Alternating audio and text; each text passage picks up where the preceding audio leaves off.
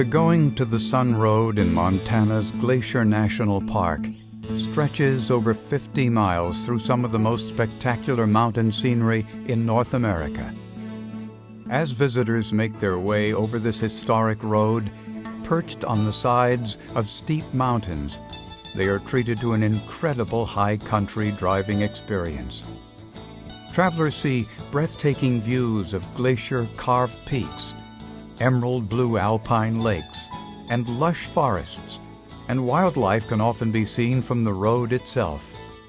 It's no wonder that upon the road's dedication in 1933, Glacier National Park Superintendent Even Scoyen called the Going to the Sun Road the most beautiful piece of mountain road in the world.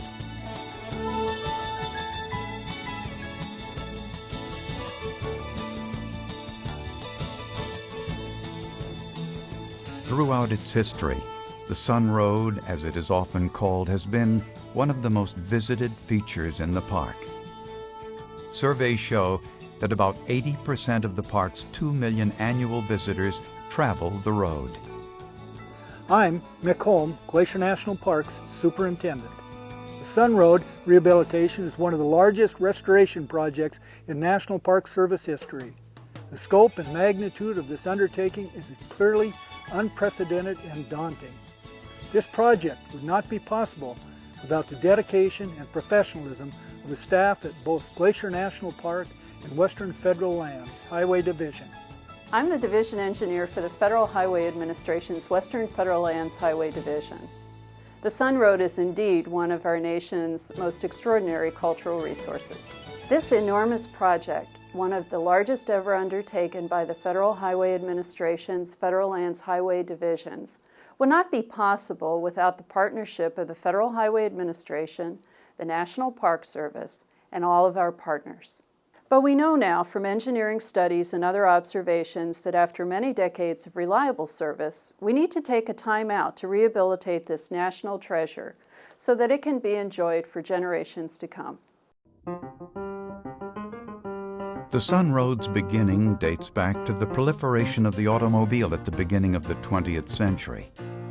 By the time Congress established Glacier as a national park in 1910, many park visitors were arriving by private automobile by way of a primitive system of old wagon trails and dirt roads.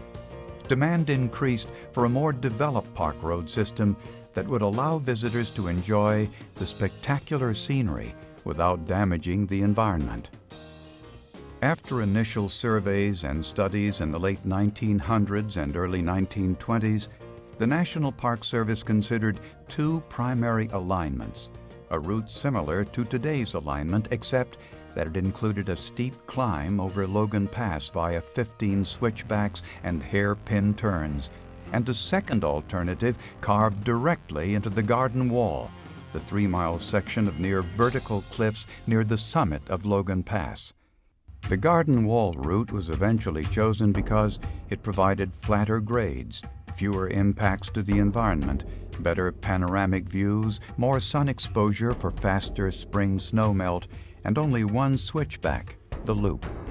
Construction on the more difficult alpine section began in 1925 and continued intensively for 7 more years. In 1932, after more than 3 decades of planning and construction and more than $2 million in construction costs, the first automobile drove over the entire 50 miles of the Trans-Mountain Highway, as the road was originally named. Glacier officially opened the road in a dedication ceremony on July 15, 1933, and renamed the road after the nearby Going to the Sun Mountain. Throughout its history, the Sun Road served millions of park visitors while receiving only minimal maintenance and repairs. This lack of maintenance, as well as heavy traffic and the harsh mountain weather, had all taken their toll on the highway. By the early 1990s, many of the road's 130 retaining walls were found to have serious structural problems. That's when the National Park Service and the Federal Highway Administration swung into action on plans to rehabilitate the entire Sun Road. A congressionally authorized Citizens Advisory Committee was formed in February of 2000 to help the National Park Service direct additional studies and develop project alternatives.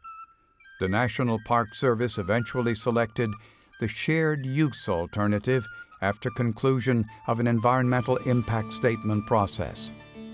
Under this decision, both agencies intended to invest $140 million to $170 million over 7 to 8 years of rehabilitation to restore the Sun Road's entire length. However, due to lack of funding, rehabilitation could take longer. Both agencies, in partnership with local, state, and federal officials, are committed to completing the rehabilitation in the soonest possible time frame as funding allows. One of the most extraordinary aspects of the selected alternative was that the road would remain open during the peak tourist season from June to October, and any construction delays would be minimized across the entire Sun Road.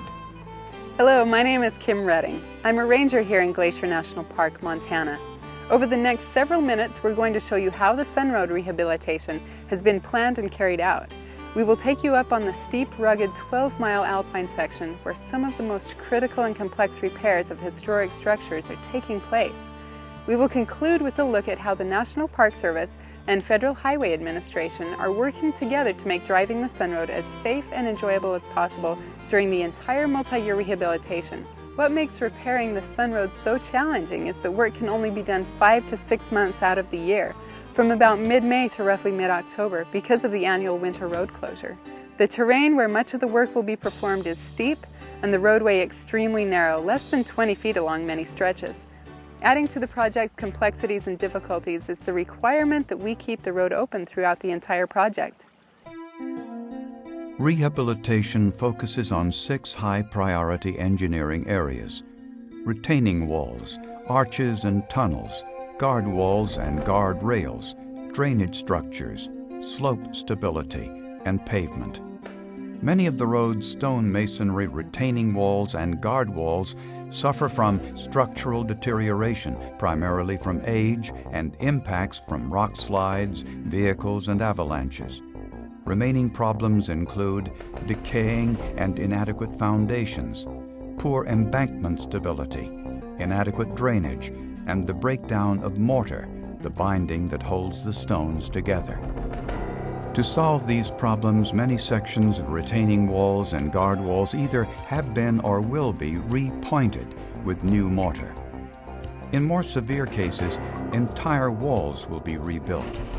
Some retaining walls are being preserved by constructing second, hidden walls behind them to carry some of the structural load. Entire sections of guard walls are being completely rehabilitated in the most severe cases, and in other less severe situations, missing stones are simply being replaced. In addition to the rehabilitation work, emergency repairs continue along various sections of the Sun Road where washouts, landslides, and other storm damage have occurred.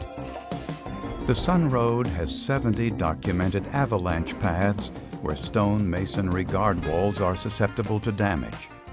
Over the years, the National Park Service has installed various types of removable timber guardrails, so avalanches pass over the road without causing damage. However, the original log rails of the 1930s didn't meet current safety standards and encroached too far into the travel lane as larger vehicles began using the road. Recent projects have used a new generation of steel-backed removable guardrails that have been crash tested and designed to protrude no farther into the travel lane than the guard walls. The new rails are more historically authentic and aesthetically pleasing than their predecessors.